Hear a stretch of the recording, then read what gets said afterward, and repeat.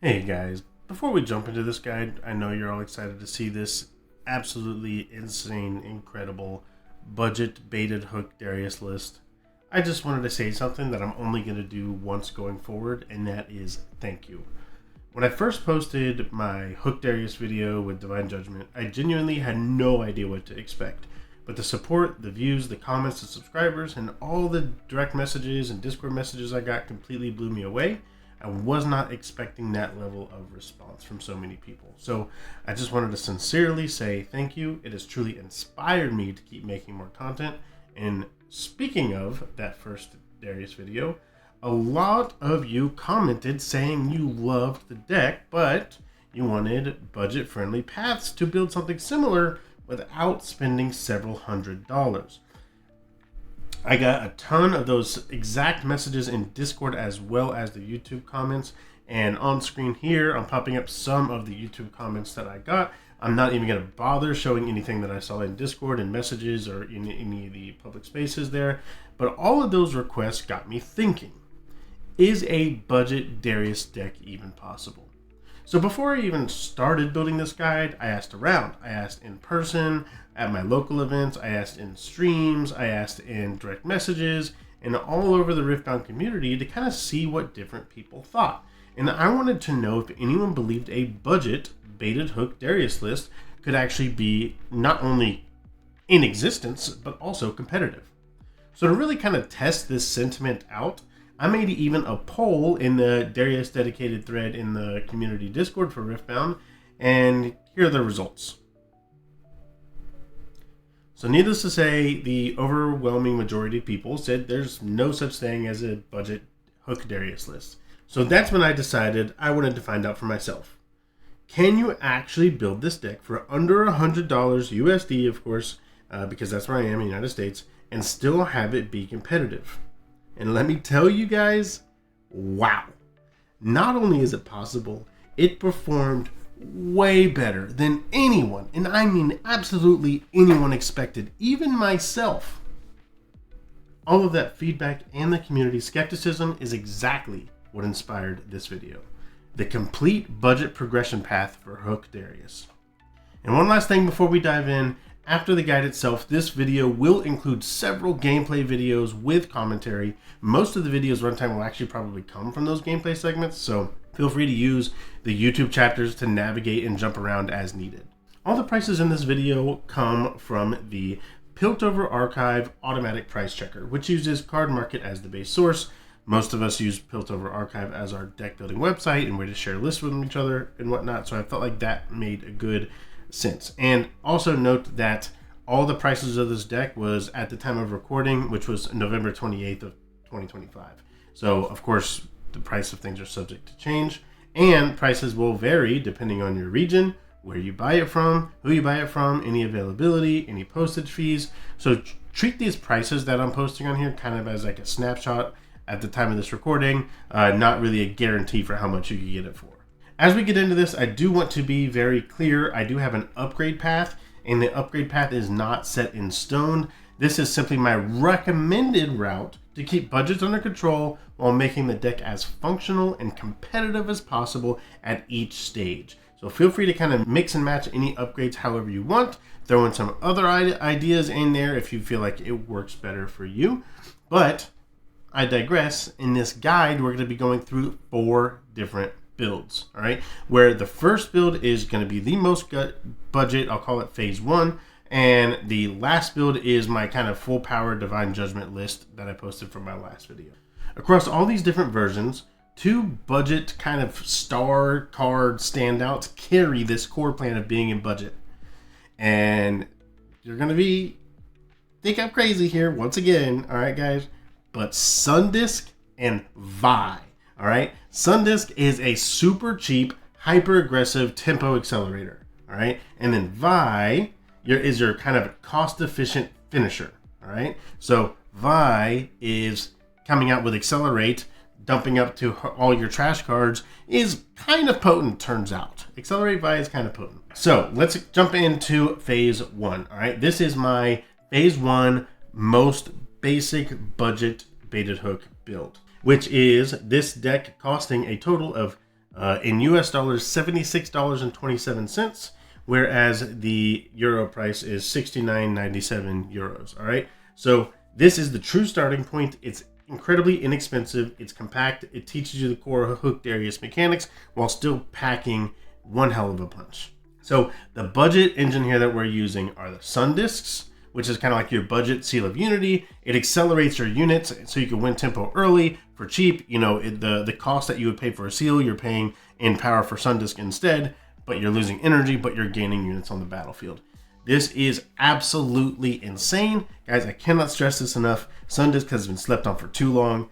I'm going to talk about this through the whole video. This card is crazy in Hook Darius. All right, it's absolutely insane. All right, but so in this list though, in phase 1, let's talk about some of the key cards here. 2 of Sun Disc, 2 of Vise. We don't want to open up with Vise. All right, if you see a Vi in your opener, you have to mull it away. It's not worth opening and spending the power for this card. That's not going to do anything early game. You can't pump it up. You can't accelerate it easily. It's only 3 might. We have plenty of 3 might attackers here. Not necessary for us to devamp to play it. Way better playing something else. But we still are running 2 Vise, 3 Poros, 2 Trifarian Glory Seekers, and 2 Sun Discs. We still have a lot of turn 1 plays going first. An opening Sun Disc isn't that bad. We don't really want to do that, but we can if we have to. That's if you're going first. But if you're going second, it's actually kind of crazy. Because you could open with Sun Disc into Trifarian Glory Seeker, accelerated turn 1, get a point. It's kind of cracked. All right, guys, it is really, really good. Starts the tempo off with a 3 might unit on the board going second, more than sneaky deckhand. We're also running 2 veins here. You know, in a lot of lists that are fully budgeted out and tuned properly, I could see running 3 veins, but we don't have any seals. It really starts burning through our might. We're running Sun Disc as well for accelerate on a lot of our units. We don't need the 3rd vein in a Sun Disc list, all right? We don't need the sunk cost. And we already have a lot of accelerate already just because we have the Sun Discs. Now, on the topic of Sun Discs, once again, something I need to mention here is that we are running 2 Sun Discs, not 3. I tested quite a bit with 3 Sun Discs, and it just got too clunky drawing multiple. We only ever really want to see 1. All right, seeing a second Sun Disc is not really great. All right, it doesn't really do much. Basically, in all the games where I had 2 Sun Discs, I don't know if I've ever done it more than 5 times where I accelerate 2 different units on the same turn. Our tempo is way too fast for that to matter. A lot of times it's literally just a Legion creator if you get a second one. All right, so 2 Sun Discs is important here, not having a 3rd one.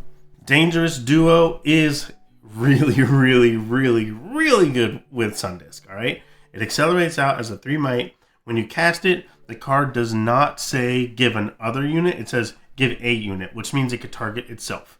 So if you have Sun Disc, you can play Sun Disc into Dangerous Duo, accelerate out a 5 might unit onto a battlefield. Gets over your problematic cards, like Red Kaisa is a standout example. Noxus Hopeful, it beats a lot of Raven Bloom students effects. They can't just ping you with Stupefy and then beats you in the trade because of it, or even cause a trade. It's still 3 to 4 if they hit it with Stupefy. Dangerous Duo is one of the MVPs. I have to run it as a 3 of in this Sun Disc glitch. It is way too good and flexible. I am running 1 copy of Shakedown here. I'm not super in love with Shakedown, but I tested a lot of other items, that magic number of 26 units minimum, and I was testing a lot of other spells, and I just kind of felt like I got the most value out of it. It helps a little bit since we only have 2 hooks to get a little extra cards now and then, because let's be real, if we're killing a bad unit, they're just going to let us kill it. If we're targeting a good unit, they're going to let us draw 2, help us get to hook, help us get to other cards we need. It's good, all right? It's fine. Not going to keep it very long, all right? This is just for our initial phase 1. I am now also in love with running Facebreakers in all my builds. After all this testing, Facebreaker is just an incredibly good card as we're going into a meta with taller, harder hitting, accelerated units being available, or showstopper units. And Facebreaker is just way too good to deal with those big guys. It stuns things for an entire turn. So even if, you know, a set player has an orange set, they buff it up twice. It's a 12 might attacker. They send an attack you with it. You Facebreaker it. It goes back to base. It doesn't get another buff, and it's done for the entire turn. So they can't even ready it again with like a wallop or a first mate. Doesn't work either. So even if he goes to attack, it's not going to work. he's stunned for the whole turn. It's just way too good. I'm running it on my list. Sometimes I sideboard it out, but not all the time. Also, there is in the Hook Darius community, a lot of people are running red Poros just to beat out interaction. Me, personally, I prefer yellow Poros. The reason why I prefer yellow Poros is because we run red Poros to, if there's a chance that opponents wants to interact, they're going to have to deflect. I would rather run a yellow Poro to guarantee that I get over the top of all these 2-drops that exist out there. So that is just my personal preference on it. And of course, the rest of the package is pretty straightforward. We got Manufacturers, Vanguard Captains, Spectral Matrons, 3 Dravens is an absolute staple. And in the sideboard, this is where things start to get pretty interesting. We have so much tempo and so much gas with this current list, even with the 3 cleaves that we have here, that I don't really feel like we need stratagem, but getting over a Master Yi could be a little hard. Hence the 2 of Imperial Decree. Any of the tokens that we get or small units that we don't mind losing, we could just trade into giant Master Yi units or even Aurora units that come out and just be happy that those units die for free, all right, after we cast Imperial Decree. So that's fantastic. Been here Thundersong, amazing versus a lot of decks. I pretty much always sided in versus Ari. Ari is Baited Hook's hardest matchup, always has been, always will be, at least for set 1. So Thundersong really does a lot there. It also really helps in the Yasuo matchup as well, surprisingly. And lastly, this one that I kind of been avoiding here a little bit is this Noxus Saboteur. All right, let's talk about this card, Noxus Saboteur. This card is very cute and actually really surprisingly strong. She becomes this kind of shockingly good when you're using it with Sundisk. Especially in the decks that rely on hidden cards like Teemo, any Fight or Flight, Zanya's, hidden yellow cards, because Saboteur's effect is not reactable. You can't react to it.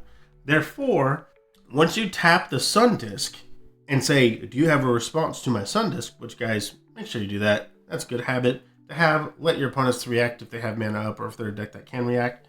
So, especially if they have hidden cards. I tap Sundisk. Do you have a response? No. I played Noxus Saboteur. It comes in ready. You're not giving them a chance to react, pull out their hiddens, let their hiddens up, face them up, or anything like that. It comes in accelerated. You go to that battlefield. Boom. Now, they can't use any other hidden cards at that battlefield. All right? They can still hypothetically Fight or Flight or gust your Saboteur away, but now you're making them use this interaction on this 3-might unit that really already got its value because you're forcing interaction out of their hand, and then it's back to your base. It's not even dead, and it's still that perfect 3-might ratio that we love hooking with to hit our Spectral Matrons off of and everything else in our list. So, Noxus Saboteur, super, super cute. Teemo is getting more and more popular. You know, interaction is king in this game. You know, if you're versing any purple deck that's running Fight or Flights or Tide Turners or anything like that, this gets a ton of value, and it is really, really cool kind of tech piece here. Now, where this Phase 1 build kind of lacks, of course, we don't have any seals. We don't have Divine Judgment. We are only running 1 Darius. We only have 2 Baited Hooks. But for the price of $76 US, according to cardmarket.com, this phase can absolutely win local in some competitive events. It is very strong. If you get the gas, you get the gas. But, you know, if you don't hit any hooks, you don't hit your Sundisk, you run out of steam, you get hit by 2 or 3 Falling Stars in the Cathian Rain, well, sometimes that's just going to happen in a list like this that has all gas and no breaks. Now, as we get into Phase 2, it upgrades the list stability a little bit, fixes kind of the biggest weakness of Phase 1, and that's really just getting a 3rd Baited Hook, all right? This boosts our consistency massively. This goes from our $76 USD price point, our budget to break that $100 USD breakpoint, and now we're up to almost $111 and 101 euros. So we kind of break that $100 threshold here, but it is still fantastic here. This list is pretty much the same core. We are just moving to getting a lot more consistent with our hook. So when you have 3 cards in your deck, let's do a little math here, that you want to open with, like Baited Hook as an example. When you hard mulligan for a card like Baited Hook that's a 3 of in your deck, you have about a 56% chance of finding one by turn 3, which is really consistent if you think about it as a 3 of in a 39 card deck. By turn 3, you should have a hook. That's kind of when you open it. And that's not even including any hand-fixing battlefields that are available, like Zon Warrens or Candlelit or something like that. Now, that alone completely changes how smooth your early curve feels by hitting that 56% chance without factoring in any battlefields or other effects like that, or hidden blading your own units or whatever it may be. to get that sooner than later. Also in phase 2, we also upgrade the count of Darius's by 1. Darius costs a few dollars himself, so we added him in here. Running 2 Darius's gives you stronger kind of closing power in a match, gives you a little bit more flexibility in the match as well by not having to just use your one and done Darius here. If you don't have Sun Disc out, you're lacking kind of accelerate options. We only have Vayne, and then we have the one chosen champion Darius, and adding this one in here is really good. Now, this second Darius is particularly good on Trifarian Warcamp, where your kind of 3 might units gain +1, and you could actually hook from a 3 might unit into Darius. All right. So what I recommend is when you're running multiple Dariuses in your hook Darius list, highly recommend running Trifarian Warcamp game 1. That way your 2 Dariuses are always going to get max value. And not only that, Trifarian Warcamp is just a goated, absolutely gas battlefield for us. That it's really hard for us to lose on Warcamp. Being able to hook into Darius is a really, really strong touch on that as well. Now, the downside to leading with Trifarian Warcamp with 2 Dariuses are Bring Here Thunder Songs we don't get to hook into, but not the end of the world. Most of the times we're going to be wanting to cast Thunder Song or Bring Here Thunder Song from our hand anyways. The start of turn, this is the very first action I take. Cast this, do you have any response? And then go from there. In super fast aggro matchups like Annie, you might cut the second Darius because you're fighting over every single point of point parity every turn. If you do that, you're spending a bit more power. You want to get more units on the battlefield, and just putting a Darius out there is about to get rebuked, fight or flighted. It's about to get, some Annies are running possession. It's about to get ran over by their own Darius, a Kai'Sa with Cleave, a Vi. Something is going to run over your Darius against Annie, and it's typically not an amazing card to have, all right? So you might cut this for, some sideboard options if you're fighting for every single point in your point parity here. And again, guys, Facebreaker obviously is amazing. We're running this all the time anymore. I love this card. I wanted a 2 of in every list. If it's not 2 of main board, I at least want 2 total somewhere, including sideboard. It is way too good in the current meta right now. Our 2 drops here are still the same as well. We did go -1 Faithful Manufacturer on this, 2 Fate on Darius, and then we did -1 Shakedown to get the baited hook. Now, as we move into phase 3, this is a pretty big power spike here, guys. Phase 3 is a really, really strong list that can seriously just win tournaments. This is 3 hooks, 3 seals, all right? This goes up to according to Card Market, up to 184 euros. Now, again, the prices of these seals are going up and down and up and down and up and down. It's like Bitcoin in these seals right now. So it's hard to say exactly where they're going to end up. But according to the Card Market price on Built Over Archive, we're talking about $200 here for this list. 3 Seal of Unities, the biggest spike of the entire progression here. These seals unlock absolutely crazy strong lines that opponents cannot stop. All right, so if you get to this point, we're also adding Grand Stratagems. This adds a lot of offensive power and sometimes defense. We really don't want to cast Grand Stratagem on defense if we have the chance, but we will if we have to. All right, sometimes it comes up, we're like, this is my out. For some reason, opponent pulled back, let me get to 6 points. Now I'm going to put all my units out and pray and Grand Stratagem on defense. It can happen. Also, in this list, I also have 2 manufacturers and 3 dangerous duos. I just love dangerous duo, guys. It's a really, really good card. You can attack with it, kill something, but also let it die. So you trade off for some smaller units.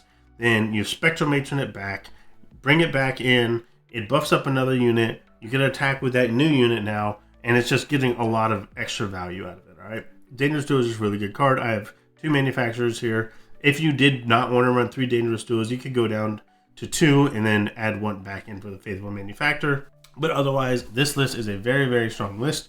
The cleaves are there for your scrappy matchups. You could replace Grand Stratagem, the 2 of there, for scrappy matchups where you're never going to cast Grand Stratagem for 1 cleave and 1 Noxious Hopeful, call it a day. Again, Bring Here Thunder Song is a really good card. Burial Decrees, excellent versus Master Yi. Better than Stratagem because, sometimes Master Yi can get really tall. MF lists can get super tall. Grand Stratagem might not even get there all the time. So, stuff like that, right? So this is the higher budget, not the highest budget, but it is definitely a higher budget. We are still at 2 Dariuses. Still a really, really strong list here. In all these phases, 1, 2, and 3, the budgets can win events, they can win locals, they can win skirmishes, they can even do extremely well in tournaments, and they can do well in the top tier decks. All right, I tested all of these versions against very high level players from around the world, and they all performed fantastically. Now, the only thing you lose here compared to the full build is that super high level of consistency that Divine Judgment brings. Now, Divine Judgment does bring a kind of higher skill cap to it, like planning even more ahead than we already do. But this Divine Judgment hook list, which is, we could also quantify it as phase 4, is what I currently think is the currently best Darius build there is. I'm not going to go into super big detail on it because I already have a video on this very exact list with sideboard options, battlefield choices, how to play your units, gameplay, etc. But this full build, we're talking 339 euros, all right? So this one is pretty expensive. This is the full budget. What I would say, Divine Judgments are expensive, Baited Hooks are expensive, Seals are expensive, Darius isn't super cheap. You know, the Kaisas also get added here, right? Those are very expensive as well. So this is the maximum level of consistency we get, the highest potential for blowing out our opponents, the absolute most premium, best possible lines. The fully optimized version of Darius is this one, all right? So we have all those things in there. So if you want to check out my video on this, please do that. But regardless, we have progressed from a phase 1, $76 list, to phase 2, $118, phase 3, $214, final build, Divine Judgment, $393. This is a very nice progression here. So just as a reminder, you don't have to do an exact list of this. You know, as you get these upgrades, as you get Seals and Kaisas, you can slowly upgrade. I would not recommend doing my exact Divine Judgment list until you have the 3 Divine Judgments. Until you have all these pieces that I have, I would not recommend switching to Divine Judgment. Until then, slowly build until you get every piece that's on the screen in the list for Divine Judgment build, then switch to that. Otherwise, mix and match and work your way to getting to that point. So to wrap up this kind of guide section before we get to the gameplay videos, I have quite a few gameplay videos of really stellar moments. And of course, like always, I don't always just show optimal scenarios. In the gameplay sections, I try to show some really cool lines that work. You know, even though this is like a baited hook list, the biggest downside to baited hook is what if you don't get baited hook? How do you win without baited hook? So most of my gameplay videos with my hook lists are actually not using hook because hook often just makes it kind of auto win sometimes. So a lot of this you're going to see just really high value from Sundisk, accelerating out Dravens, accelerating out pumped up Vise, doing some really cool lines. And also I am playing on the most budget version of all these gameplay videos. I have way too much footage here to show all of the phases. So I'm just showing the sub $100 hook list for the gameplay here. This is the Shakedown, the Vise, the Sundisk, all those goodies. You're going to see some incredibly cool moments and how this deck can just straight up win games. And before we get to that gameplay, there's one last thing I want to say. It's something that's very wild and very surprising. After testing all of this Sundisk and Vi gameplay against some very high level players that I know, this kind of opened my eyes to something that was really unexpected. And it tested so unbelievably well that this type of build, now I don't have it yet, all right? But this type of build might actually be the foundation for an entirely new, extremely competitive version of Darius that not only will be cheaper naturally because we're running Sundisk and Vise as pieces there, but it might be the best version of the deck. I'm not saying it is. I'm not trying to fight for that. I am just saying now I have to spend so much more time to see if this Sundisk version is better than the Divine Judgment version because it is actually insane. It is actually insane, guys. So because that is a possibility, that is what I'm going to be spending my future time on after this video, is I am going to see how far I can optimize Sundisk to make it the most competitive list possible, and then see if it's better than Divine Judgment. Because I'm telling you guys, it's insane. So if it ends up being absolutely legit and just as good or better than Divine Judgment for cheaper, I'm going to make a video on that and you'll hear from me. But as an outro to kind of going into these gameplay videos, I just want to say thank you again for everyone supporting the channel. If you have any questions, if you want to have questions about lines, why we do things, progression paths, where is your current list at, and how to upgrade it, just leave me a comment below. I'm going to try to be as responsive as I can to any comments, and I'll help you out as much as possible managing your budget here. Just let me know. But otherwise, guys, as we go into these gameplay videos, happy hooking. So in this game, this first game is actually 2 games. It's a game 2 and a game 3 versus Losco Luna. This guy is an incredible player. He plays several decks at an extremely high level, well known in the community, great guy. Highly recommend getting matches versus him if you can. That being said, we're playing without voice in this set. Most of these recordings I have are no voices, just talking in chat. So I just cared about the content itself, didn't care about voice and whatnot. So all commentary is going to be coming from this recording that I'm doing right now. Anyways, looking back at the VOD. This is game 2 of 3. We only had time for 1 set here to play 3 games. Spoiler alert, I won the first game. And I'm going to win the next 2 also using this list. Now, the first one didn't use Sundisk or Vi to win or anything like that. So I'm not showing the footage for that. I only want to show you guys really cool footage of this deck working. All right. So I won against Master Yi without using my tech, just playing standard stuff. I didn't even have hook out in the first game, by the way. I just won just by playing my cards. All right. But regardless, this list is still fine-tuned to win without hitting any of those crazy cool tech pieces. So that being said, we're going to jump straight into the sideboard here. I'm grabbing some Imperial Decrees over the Face Breakers. Master Yi is not quite as good because he gets to fight a little bit too easy. I'm keeping the Hidden Blade. It's just too much value there. All right, so I get to mulligan here. I'm like, all right, well, what am I going to mulligan? I want the Imperial Decrees. I want the Dravens. I want to cleave. What do I do here? I'm like, well, this mulligan was not great. All right, so I'm going to play out a Noxus Hope, a Trifine Glory Seeker going second here. And then I rip a Sundisk. I'm like, all right, well, if I have Sundisk, I could technically play Sundisk plus Spectrumation. Is that going to be good? Probably not. He leaves 4 up here. He's on Grove. How do I deal with this disgusting madness? Well, let's figure it out. So I'm thinking about my lines. I'm like, well, you could just have a card. All right, here you go, buddy. Oh, well, he played a card. He tapped out. This is giving me an opportunity here. Because he's thinking I'm just going to play something to base, and he's not going to have an opportunity to find your center or anything like that in his turn. I mean, okay, well, I can exploit this. All right, so this Poro defending right now is a 5-might unit. He has 1 up, so he could do something like on guard. So I discard the Spectrum Ancient. I have Vi in hand as well, so that's good for later. Combo with Sundisk. I am just going to rip a Vein and cleave, see if it resolves. It does resolve. So then, boom, we get 8 versus his 5.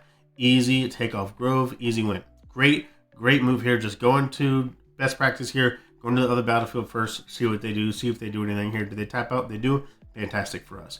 All right, so now he's at 7. He could rush E. He could do several things to try to get that point parity back. That's exactly what he does. Well, little does he know, we don't care. So we play out the Sundisk. We play out the Vi. So Vi comes in ready. She's a 3. I have 3 cards in my trash currently, right? So now I have 3 left, including Darius Legend. Pump Vi to a 5. Remember, Master Yi is defending as an 8. So if Vi is a 5, I can trash all 3 and actually do a trade with this Master Yi for 8. All right, this is good for us. Kills his Yi. He was tapped out. We get max value out of our Vi and Sundisk there. In this stage of the game, this is fantastic. We still have a point lead. We kill the Yi, etc. All right, so now, now what? All right, he has a Sona on board. I kind of have a bricked hand a little bit here. So I'm like, you know what? Let's just develop. Let's get our Draven out. So Glory Seeker, draw a card. Okay, I didn't want to have to discard a Draven, but I did because that's just the price you pay sometimes. And I'll play out a Draven, defended here. This is a really strong play. I have 11 might on this right battlefield. He has the Sona. He could Primal Strength plus a buff to go win that battlefield on that side, or he could commit a much less and just attack left side to the Zon Warrens if he wanted to. But he is actually going to commit the double buff with Primal Strength. That hurts, right? But we got 2 really strong cards out of his hand. And now we could still get some gas going here, right? So I'm just going to develop in base. I'm at 6. I'm at point parity. I don't need to do anything crazy. I have quite a big lead against him now. He is only at 4, and I am at 6. So we're just going to develop and try to finish strong. So let's see what we get off the top after he plays his turn. He played a Deadbloom Predator to base. Another huge tip, guys, going against orange decks that you're expecting to run Deadbloom Predator, don't leave random junk units out on the battlefield for him to summon a Deadbloom to. That's a bad idea. All right, so he passes to us. You know, let's see what happens here. I'm going to end up playing the Faithful Manufacturer, playing the Darius, right? Let's see what we get here. I move my token to the left side, go to 7. Everything's readied up. I'm like, man, I should have moved to the Zon first, see what I get instead of the Manufacturer, so I could attack with a Vi instead, and that's not just attacking him again. because Faithful Manufacturer is pretty terrible, and pretty much there's nothing else but hits in the list, so I might as well see what I get. But it's fine. It literally doesn't matter. I still have 7 plus 5, which is 12, plus 2, plus 3, plus 1, plus 2, which is a lot more than whatever this Sona is, right? We already had him use several different buffs out of this game. So I'm just talking to him here a little bit about Sundisk, because he's like, what is going on here? And he's like, yeah, I can't do anything about that. You got it. He said, GG, go next. So again, bring in those decrees over the face breakers again. All right, so we have Sundisk opener. I'm going first this time, where we pretended that he won, like I was talking about here. Now I have 2 Sundisks. I'm like, ugh, 2 Sundisks, that's rough. All right, definitely I'm not a fan of 2 Sundisks. Just 1 is great. And there's no hand-fixing battlefield, so we just got to use what we get, right? So I'm attacking left side here. So I'm at 2 points. I tap 2, play Sundisk, tap 3, play Accelerated Dangerous Duo out, and say, deal with it, buddy. If you want any points, you're going to have to spend a buff. And he's like, what the fuck is going on here? Is exactly what he said. So he had to spend a buff just to take a battlefield his second turn. Then he kills a unit. I'm like, you know what? Fine. Let me see what else I can do here. So I end up just playing out my Spectral Matron, or I played a Sundisk first. Let me actually rewind that a little bit because it passed it. I played out a Sundisk, comes in, proc the Legion effect, play the Spectral Matron, get the Dangerous Duo out back, buff the Spectral Matron to 6, attack the tapped out Master Yi with the 4 Might Pit Rookie, and just blast it with the Spectral Matron here, right? Technically it was 5, it was like 7 versus 5, because War Camp, whatever, same difference. I get to my point parity 4, it's exactly what I needed to do here. So now I'm just going to spend a little bit of time developing. I'm going to play this Vanguard Captain out, stack the War Camp. This is pretty go-to strategy. Oh, I didn't score, I needed to go to 5 here. Pretty go-to strategy here, stack War Camp against Yi when you have a point lead. This is how we do things. Alright, so he plays the Son of the Battlefield, pulls a Poro back, find your center because I'm at 5 for 1, free, draws a card, etc. Now I go to 6, and let's go back to the races, right guys? Back to the races. So I'm like, what can I do here? I could try to attack over the top of Sona, or I could just kind of keep building my base. I'm only at 4 because I had to play that second Sundisk out, which deramped me. Like I said, I did not want to have to do, because now I can't even play my Draven. So I'm like, you know what? Whatever. I don't care. I'm just going to keep stacking this battlefield and keep pumping. Deal with it, buddy. What do you do? Summon a Devlin Predator there? No. You gonna send all your guys here? Sure, it's not enough. What do you gonna send Master Yi here? Still not enough, right? So no matter what he does, he's already doing the math. He's already pumping up the numbers. 3, 3, and 4 is 10, obviously. I have a 10 plus 1 plus 5 is 16, 17, 18, 19, 20, 21, 22, 23. I have 23 there total. So if it takes 10, I still have 13 left. He has to summon Master Yi, do more buffs, all this stuff, right? It's just not enough to get through, and I still have Vi in the back. That's going to get pumped up by all these deaths of cards, right? So now, even if he does send a Devlin Predator there, which is stronger than Master Yi, still not enough. Still not enough to get all these units off of this battlefield, right? So he is saying, oh, I just want to kill the duo instead and leave the Vanguard Captain there. And now all I have to do is play Cleave, see if it resolves. It does. Pump up my Vi to 1,000,000 and attack. And he was like, well, I'm going to cast Primal and kill your guy. I'm like, okay, that's fine. I can wait. I can play the patient game. I have Room Prison. It is still good. All right. And he says, oh, I'm going to play my Master Yi over here. Well, okay, that's fine. Well, I'm just going to cleave your guy and say deal with it. And then watch this. He doesn't have Defy. He draws 2. I give this point for free. Nothing you can do about it. Draw a card. Tap Sundisk. Play Accelerate Draven for 10 Might unit. And boom. Got him. Easy peasy. So this is one match versus my friend who's playing Annie. He's a really good player. We're just kind of spamming game 1s at this point to test our main boards out. Really, that's a pretty common practice. A lot of times you want to test your main boards out, you just spam game 1s, realize how the matchup works, all that stuff, right? So we're just spamming game 1s here, and this is one of the games we played. Now, this is a really cool one. I'm like looking at my sideboard, I don't know why. But we're just spamming game 1, so leading off with that Trifarian War Camp here, and we are going to just off to the races. This game is really interesting because I really only had Sundisk out for 1 turn, and it just like won me the game on the spot. Really cool stuff. So I'm going first here. Poro into Noxus Hopeful. Amazing start. Doesn't get immediately falling start. Can beat over a lot of things easily. Doesn't get gusted. Really, really, really good start starting that way. And of course, he has Sneaky Deckhand, which is a fantastic start going first. I'm just going to see kind of a gust check, fight or flight check, do something here. So he saves his guy instead. So I get to discard a card. I discard a Vi for another Vi. It's actually pretty good. I don't mind having one Vi in hand. I don't really like having two because it doesn't really make sense to do that. So now I'm just trying to make it as awkward as possible for him and summon as many units on the board as I can and try to hold, keep my point parity ahead, and also pass it too fast. So he cleaves his guy, go over the top. I don't care. He only goes to 2. I go to 3. I have an advantage. He plays his own Vi because I don't really have any base go here.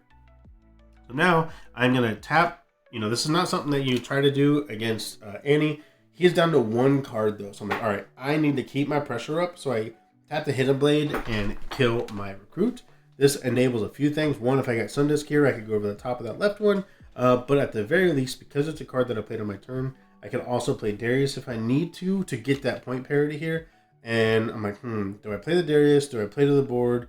Do I just keep building wide on Trifarian War Camp? At this point, he doesn't have enough cards in his trash to make Vi to be able to clear over the top of this. So I decide on just going wide with those extra tokens, token generators I drew just to be the best option. So he goes on a discard spree here, starts discarding cards, Void Seeker, that goes in the trash.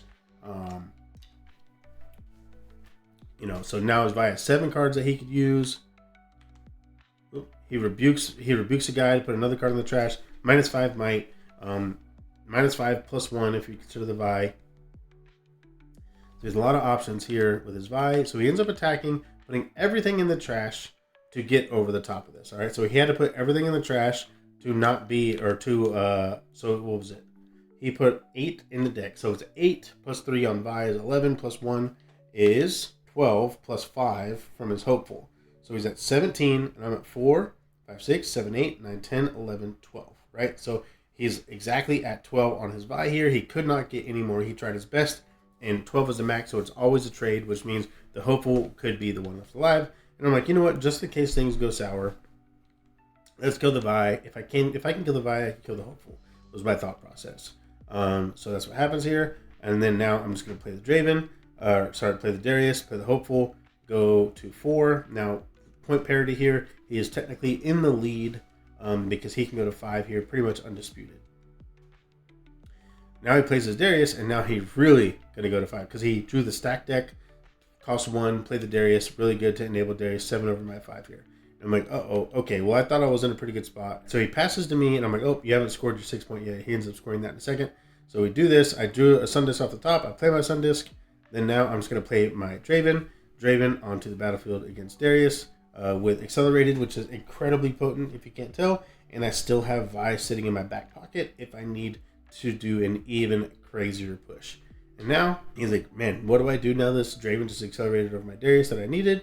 He is just seeing what he could do. What can he pull with the Annie? He pulls a stack deck or something, and then he plays a stack deck. Doesn't have enough to deal with my junk, and that's it. All right, game over. Game over because of this last play at the end here, where I got the Sundisk.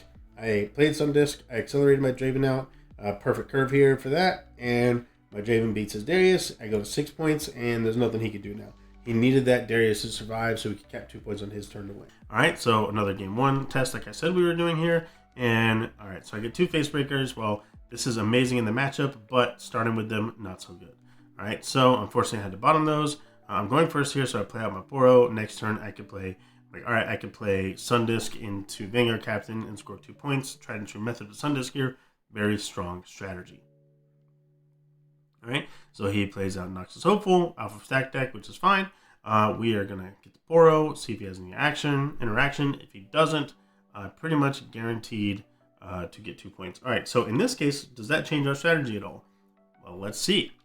All right, so I could Sundisk Cleave on the Glory Seeker here as just an interaction piece since he ride the wind, scored a point, discard draw, denied a point, and that's what we end up doing here. All right, so end up doing Sundisk, Trifarian Glory Seeker, Cleave all in one turn, get that huge accelerate body out there, and say, deal with it, buddy. Now I go to 2 this turn.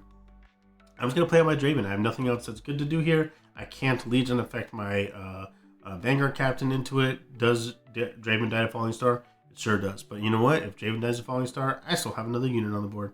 So it's not the end of the world. So my Draven actually lives. Fantastic. He has 4 up here. I don't want to get like full hard traded in the Void Seeker if I don't have to. He sends Glory Seeker back to me, which is actually kind of fine because now I can go Draven back up on the right side. I can play my other Draven at the same battlefield and say, deal with it, buddy. You're at 8 cards in trash. If you dump all 8 of those cards, you can get the Vi to 11. I'm at 16 sitting on War Camp because 3 plus... Sorry, I'm at 14. But now, because I have Sundisk, because I played the Draven to the battlefield, I can play the Glory Seeker off of Sundisk, buff it to 3 because the second card I played after the Draven. It wins this left battlefield. I go to 4, discard draw. He discard draw, bring it back to base. My Dravens go to 8 each now, so that's 16 to deal with. He rides the wind back to base just to kind of save his guy, discard a card, and then discard another card to draw. You know, all those goodies here. Somehow that ride the wind is not in the trash for some reason, but that's fine. Somehow he must have dragged it on his champion zone. I didn't notice that while we were playing, but I'm noticing it now. But now we are looking at this, and he's like, all right, if I dump my whole trash into Vi, what happens here? So we're going to start figuring out what to do here. So he starts off with the Void Seeker there, draws him a card, puts a card in the trash. Vi gets bigger. He discard draws. You know, Vi gets bigger. Discard draws again off the move trigger and is on Warren's cap. Makes the Vi even bigger. Flashes to discard draw again. That's +2. All right, so he has this. So he moves his Vi in with +13. Actually, yeah, 3 plus 13. Actually, if that Ride the Wind was in the right spot, he actually would have... +13 was good there. So he didn't even need that last Ride the Wind. It's still just kind of sitting there. So +13, which is +14 because of War Camp, makes it a 17 versus my 16 Dravens. I'm like, you know what? If you have to hard commit like that, that's like all your gas for late game. Let's see what we can do. All right, so I play my Darius out, play a Rush Vanguard Captain. I'm still going to go to 6 here because I get my 7 on top of your Vi unless you do something about it. He plays a trade. I'm like, all right, you know what? That's fine. Whatever. If you're going to trade there, then I can still at least go to 5 and do what I can. So I'm deciding here, do I want to go to Zon and discard a Cleave, or do I want to go to War Camp and just get a higher point here? So I'll just go to Zon, change my mind, discard the Poro. Gotcha. All right, so now I can now hide this card, protect this if he does another type of Ride the Wind, something or another. Plays another Vi. Moves, discard draws on the Merchant. I am like, all right, well, here in this case, I need the points, and I need him not to get points. So I'm deciding who to kill. I'm like, all right, well, he's going to get a 6. That puts him up point parity. I need cards because I don't have any gas. So, and now I have Sundisk, I have Vi, I have a lot of gas ready to go here. I'm gonna cast Cleave on a guy. I'm like deciding how I'm gonna do this. I'm like, well, regardless of this guy's still going over here first, he can never win the left side. So I'm gonna do that, see what he does, because I could always like accelerate out another unit if he uses his last card on that token. All right, so there we go. It looks good. I go to 7. Oh, I get a shakedown. I'm like, all right, well, let's just see what I draw, because obviously he is not going to let it die. I drew garbage. Oh, wait, no, I didn't draw garbage. I drew a Matron. Matron's fantastic. So I get the Matron, I get the Vanguard Captain, I pump this up to be super huge, and now say deal with it, right? So now say deal with it. So now he could play the Annie, get his Ride the Wind back that's sitting on his champion zone, move the Vi to the left, discard draw, see what he gets. Let's just do the math here. All right, so I currently have 2. I have 5, 7, 8, 9, 10, 11, 12, 13, 14, 15 on War Camp. And even if he used the 6 that's in his trash and the Ride the Wind that is sitting on his champion zone right now, that is only going to be 6 plus 3 plus 1, which is 10. I have 5, 6, 7, 8, 9, 10, 11, 12, 13, 14, 15. Nowhere close. He would need to get a lot more might than that. So he doesn't have enough to get over my War Camp, even if he got that Ride the Wind back with his Annie leader from his trash. Here's another game against the same Annie player here. Another just a really good showcase. We had some really, really good quality matches. As we jump into this next one, again, doing a game 1 again. I'm going first this time. I play out a Glory Seeker, and we are off to the races. Once again, another no hook game. Sundisk just kind of dominates here. I play Sundisk, I play Vanguard Captain, readied. I get 2 tokens to base. Vanguard Captain's ready. Gets the left battlefield. So even though I went first, I get to point parity here by playing Glory Seeker, going to 1 battlefield, playing Sundisk, playing a 3-drop accelerated, get tokens in the back, go to Zon Warrens, discard draw, get 2 points on turn 2. He Falling Stars me, which normally would be devastating because I don't get to point parity. But now I get to point parity, and if he has nothing left, I get to the next point parity of 4. Let's see what he does. Doesn't do anything at zone warns. I got to discard draw. All right, let's see what we got here. I'm going to play the Recruit there. He does nothing again. I was like, all right, well, cool. I'm just going to stack this battlefield now if you're not going to do anything about it. So I start stacking this battlefield on War Camp. Pretty standard stuff here. He plays Cleaves, makes it a double cleave until he wins by 1. Sure, I can't put you on double cleave. You got it, buddy. You just had to use all your cards. Now you have no cards left in hand as Annie. Not looking good for you. So I'm going to play Dangerous. I'm going to play Poro. Tap Sundisk, play Dangerous Duo, Accelerated, a 5 might Accelerate unit. Guys, I cannot tell you, Dangerous Duo is cracked in Sundisk, all right? 5 might Accelerate with Sundisk as a 3-drop, no power. Yeah, sign me up. So I do this, he flashes because he has to. He has no other options here. So at this time, I have the opportunity to play the Vibe from my hand to a battlefield. I'm not going to. The reason I'm not going to is because what if it just dies like a Falling Star or something like that? I don't want that. He has Annie up, he has Falling Star in his trash. We know he has Falling Stars as trash. If I play the Vi to a battlefield, right now, play it out right now, it could just die. And then now I could potentially lose by not having enough might to play something with the Darius. And if I play the Vi out, it costs a power. What if I don't draw another red power or something like that, right?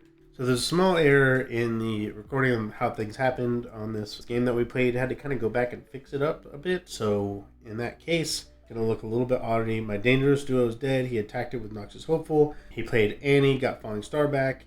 Used the Falling Star to kill my Poro and the Recruit that's on the field. I still have the Vi in hand. Here they go. Those die. He quote unquote passes to me. I don't draw a card off the top here, which I was supposed to, but I didn't here because, like I said, there was a little mess up that we did on the TCG arena. But there it is. All right, there's the card I draw. For my turn, I play the Darius. I tap Sundisk. I play Vi. We attack because, Darius goes over the top of that unit really easily. I hand up my Vi, pump it all the way up, attack for, 12 into his Noxious Hopeful was 2. Sure, Foff kind of gets me there, but I go to 8. He's only at 3. Cooked and shook.